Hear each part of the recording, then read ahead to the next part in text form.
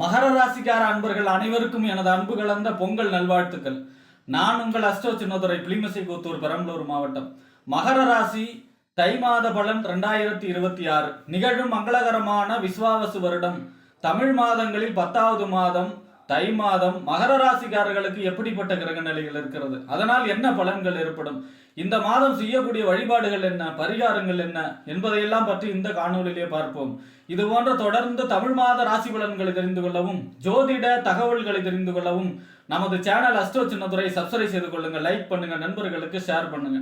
அதாவது பாத்தீங்கன்னா சூரியன் மகர ராசி, அதாவது உங்க ராசியில சஞ்சரிக்கக்கூடிய காலம் தான் இந்த தை மாசம். வடநாட்டுல இதை மகர சங்கராந்தின்னு சொல்லுவாங்க. பொங்கலே அவங்க மகர சங்கராந்தியா தான் வழிபாடு செய்வாங்க.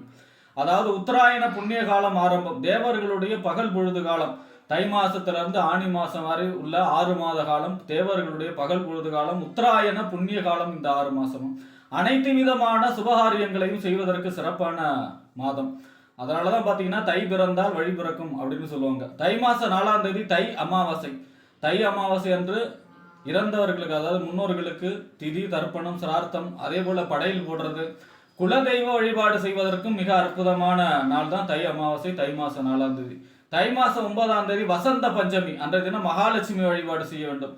வீட்டில் ஒரு மகாலட்சுமி படம் வச்சு நெய்விளக்கேற்றி தாமரை மலர்களால் அர்ச்சனை செய்தாலும், அல்லது பெருமாள் கோயிலே தாயார் சன்னதிக்கு சென்று நெய்விளக்கேற்றி மல்லிகை பூ சாற்றி வழிபாடு செய்தாலும், அன்றைய தினம் மகாலட்சுமி வழிபாடு செய்தால் வீட்டிலே செல்வ செழிப்பு உண்டாகும்.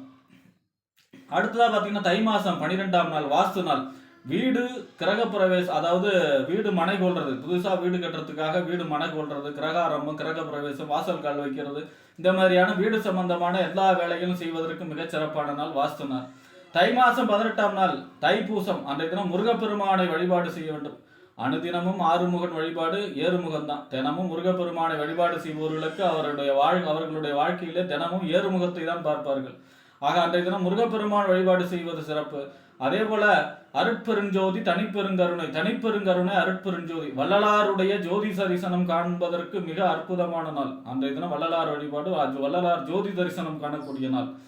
ஆக இப்படிப்பட்ட சிறப்பு வாய்ந்த இந்த தை மாசத்துல மகர ராசியை பொறுத்த வரைக்கும் உங்க ராசிக்கு 4ஆம் இடத்து அதிபதி வீடு வண்டி வாகனம் மனை தாயார் சுத்து சுகஸ்தானம் 4ஆம் இடத்திற்கும், 11ஆம் இடம் என்று சொல்லக்கூடிய லாபஸ்தானம் மூத்த சகோதரஸ்தானம் அபிலாசிகள் பூர்த்தியாகக்கூடிய இடம். இந்த 4க்கும் 11 கூடிய செவ்வாய் உங்க ராசியிலே உச்சமாகி செஞ்சிருக்கிறார்.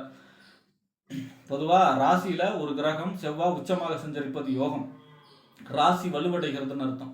அப்ப 4ஆம் இடத்து அதிபதி ராசியில உச்ச அடைகிறதுனால வீடு அதாவது உங்களுடைய இடத்தையோ நிலத்தையோ நல்ல விலைக்கு விற்கக்கூடிய அமைப்பு, அல்லது இடம் வாங்கக்கூடிய அமைப்பு, வீடு கட்டக்கூடிய அமைப்பு, அதாவது வீடு கிரக பிரவேசம், வீடு சம்பந்தமான சுபகாரியங்கள் செய்யக்கூடிய அமைப்பு, புதிதாக வாகனம் வாங்கக்கூடிய அமைப்பு, அல்லது உங்களுடைய பழைய வாகனத்தை போட்டுட்டு புதிய வாகனம் வாங்கக்கூடிய அமைப்பு, தாய் வழி அனுகூலங்கள், அவர்களுடைய உதவி ஒத்தாசைகள் கிடைக்கக்கூடிய மாதம். 11ஆம் இடத்து அதிபதியும் அவர் தான். 11ஆம் இடத்து அதிபதி ராசியில இருக்காரு அப்படின்னாலே 11ஆம் இடம் லாபஸ்தானம் இல்லையா? லாபகரமான மனிதராக மாறக்கூடிய மாதம் இந்த தை மாசம் மகர ராசியை பொறுத்த வரைக்கும். அதாவது பாத்தீங்கன்னா மூத்த சகோதர வழி அனுகூலங்கள், அவர்களுடைய உதவி கிடைக்கும், சித்தப்பா வகையில உதவிகள் கிடைக்கும், நினைத்த காரியம் நடக்கும். அதாவது பாத்தீங்கன்னா 11ஆம் இடங்கிறது அபிலாசைகள் பூர்த்தி, ரொம்ப நாளா நடக்கணும் அப்படின்னு சொல்லி வேண்டிட்டு இருக்கிற ஒரு விஷயம் இந்த தை மாசம் மகர ராசிக்காரர்களுக்கு தெய்வத்துடைய அருளாத, அதுவும் முருகப்பெருமானுடைய அருளால நடக்கக்கூடிய மாதம் இந்த தை மாதம். ஏன்னா மாதம் முழுவதுமே உங்க ராசியில தான் செவ்வாய் உச்சமாக சஞ்சரிக்கிறார். அஸ்தங்க கதியில சஞ்சரிச்சா கூட உச்சமாக சஞ்சரிப்பது உங்கள் ராசிக்கு யோகம். அப்ப தைரியக்காரகன், வீரியக்காரகன், வெற்றிக்காரகன் ராசியில சஞ்சரிக்கிறதுனால எதை தொட்டாலும் வெற்றி, தைரியம் உண்டாகக்கூடிய அமைப்பு, எதா இருந்தாலும் பார்த்துக்கலாம் அப்படிங்கக்கூடிய தைரியம் வீரியம் உண்டாகக்கூடிய மாதம் மகர ராசியை பொறுத்த வரைக்கும். அடுத்ததா உங்க ராசிக்கு 5ஆம் இடம் புத்திரஸ்தானம், புத்தி, சிந்தனை, செயல்திறன், பதவி, விளையாட்டு, இதெல்லாம் சொல்லக்கூடிய 5ஆம் இடத்திற்கும், 10ஆம் இடம் என்று சொல்லக்கூடிய தொழில், புகழ், அந்தஸ்து, கௌரவம், இதெல்லாம் சொல்லக்கூடிய 10ஆம் இடத்துக்கு அதிபதி சுக்கிரன் உங்க ராசியிலே செஞ்சிருக்கிறார். 22ஆம் தேதி வரை செஞ்சிருக்கிறார். அப்ப பாத்தீங்கன்னா 5ஆம் இடத்து அதிபதி ராசியில செஞ்சரிப்பது யோகம். 5ஆம் இடங்கிறது என்ஜாய்மெண்ட், சிந்தனை செயல்திறன் மிகச் சிறப்பாக இருக்கும். சிந்தனை ஒரு என்ஜாய்மெண்ட் சிந்தனை இருக்கும். அதாவது பாத்தீங்கன்னா மகிழ்ச்சிகரமாக இருக்கக்கூடிய மாதம், மகிழ்ச்சியாக இருக்கும். சுக்கிரனே பாத்தீங்கன்னா மகிழ்ச்சியான கிரகம். அப்ப பாத்தீங்கன்னா மகிழ்ச்சியாக இருக்கக்கூடிய அமைப்பு, உங்களுடைய முகம் பொலிவு பெறும், தேஜஸ் பெறும், அழகு கூடும், காதல் ஏற்படும், காதலிலே வெற்றி பெறக்கூடிய அமைப்பு, திருமணம் சம்பந்தமான முயற்சிகள் கைகூடும், குழந்தை பிறப்பு, கரு உண்டாகக்கூடிய அமைப்பு. 5ஆம் இடங்கிறது முதல் குழந்தை. இந்த மாதிரியான யோக பலன்கள் அனைத்தும் நடைபெறும். அடுத்தது பார்த்தீங்கன்னா 10ஆம் இடத்து அதிபதி அவர் தானே. உங்களுடைய தொழில், புகழ், அந்தஸ்து, கௌரவம் உயரும். தொழில் சம்பந்தமான வளர்ச்சி, தொழிலில் லாபம் கிடைக்கக்கூடிய அமைப்பு, உங்களுக்கு புகழ், அந்தஸ்து, கௌரவம் உயரக்கூடிய மாதம் இந்த தை மாதம். ஆக சுக்கிரன் மிக அற்புதமான பலன்களை தர இருக்கிறார்.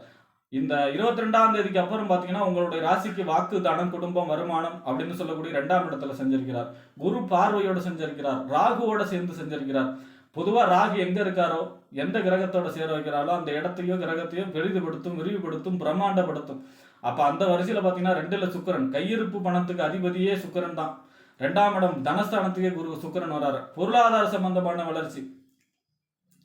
5 வருஷமா பொருளாதார சம்பந்தமான பெரும் கஷ்டங்களை சந்திச்சு வந்த இந்த மகர ராசிக்காரர்களுக்கு இந்த மாசத்துல இருந்து ஜூன் மாசத்துக்கு அப்புறம் பிரமாதமா இருக்கும். இந்த மாசத்துல இருந்தே படிப்படியா அந்த பொருளாதார சம்பந்தமான பிரச்சனைகள் தீர்வதற்கான ஒரு இது கிடைக்குது, அதாவது ஒரு பாதை கிடைக்குது, ஒரு விளக்கு வெளிச்சம் தெரியுது அப்படிங்கிற மாதிரியான நம்பிக்கை வரக்கூடிய மாதம் இந்த தை மாசம். அப்ப பொருளாதாரம் அடுத்தவங்க காசாவது உங்க கையில வரக்கூடிய அமைப்பு, உங்களுடைய பணம் போய் முடங்கி இருந்ததெல்லாம் உங்க கைக்கு வந்து சேரக்கூடிய அமைப்பு, இந்த மாதிரியான யோக பலன்கள், நல்ல பலன்கள்லாம் நடக்கக்கூடிய மாதம் இந்த மாதம். அடுத்ததா பாத்தீங்கன்னா உங்க ராசிக்கு 6ஆம் இடம் நோய், எதிரி, வம்பு, வழக்கு, கடன், உத்தியோகஸ்தானம். 6ஆம் இடத்திற்கும் 9ஆம் இடம் என்று சொல்லக்கூடிய தந்தை ஸ்தானம், பாக்கியஸ்தானம், தொலைதூர பயணம், உயர்கல்வி ஸ்தானத்துக்கு அதிபதி புதன் உங்க ராசியிலே 20ஆம் தேதி வரை அவரும் செஞ்சிருக்கிறார். அப்ப பாத்தீங்கன்னா பொதுவா 6ஆம் இடத்து அதிபதி ராசியில செஞ்சிருக்கும் போது ஆரோக்கியத்துல மட்டும் கொஞ்சம் அக்கறை செலுத்த வேண்டும். வயிறு சம்பந்தமான பிரச்சனைகள் வருவதற்கு வாய்ப்பு இருக்கிறது. தோல் நரம்பு சம்பந்தமான பாதிப்பு ஏற்படுவதற்கு வாய்ப்பு இருக்கிறது. கவனம் தேவை. 9ஆம் இடத்து அதிபதி அவர் தான் இல்லையா. 9ஆம் இடத்து அதிபதி ராசியில செஞ்சிருக்கிறாருன்னா உங்களுக்கு பாக்கியவான். அப்ப அவர் பாக்கியவான்பா, அவருக்கு காட்டுல அவருக்கு வந்து சுக்கிர தசை நடக்குதுப்பா, அவங்க காட்டுல மழை பெய்யுதுப்பா அப்படின்னு சொல்றாங்க இல்லையா. அதிர்ஷ்ட மனிதராக மாறக்கூடிய அமைப்பு. பாக்கியங்கள், அதிர்ஷ்டங்கள், எதிர்பாராத அதிர்ஷ்டம், எதிர்பாராத தனலாபம், எதிர்பாராத நன்மை நடக்கக்கூடியது 9ஆம் அதிபதி ராசியில செஞ்சிருக்கும் போது. அடுத்ததா தொலைதூர பயணம், வெளிநாடு சம்பந்தமான முயற்சிகள், வெளிநாட்டிற்கு பார்த்தீங்கன்னா உத்தியோகம் சம்பந்தமாகவோ, தொழில் சம்பந்தமாகவோ, கல்வி சம்பந்தமாக, வெளிநாடு சம்பந்தமான முயற்சிகள் அனைத்தும் கை கொடுக்கக்கூடிய மாதம் இந்த மாதம். 9ஆம் இடம் தொலைதூர பயணம். 20ஆம் தேதிக்கு அப்புறம் அவரும் உங்க ராசிக்கு 2ஆம் இடத்துல குரு பார்வையில சுக்கிரனோட ராகுவோட சேர்ந்து சஞ்சரிக்க போகிறார். 6ஆம் இடங்கிறது உத்தியோகத்துல பதவி உயர்வு, சம்பள உயர்வு கிடைக்கக்கூடிய மாதம். அதே போல பாத்தீங்கன்னா 6ஆம் இடம் வம்பு வழக்கும் கூட. அப்ப குடும்பத்தில் உள்ளவர்களிடம் கொஞ்சம் விட்டு கொடுத்து செல்லணும். சில வம்பு வழக்கு, வாக்குவாதம் ஏற்படுவதற்கும் வாய்ப்பு இருக்கிறது.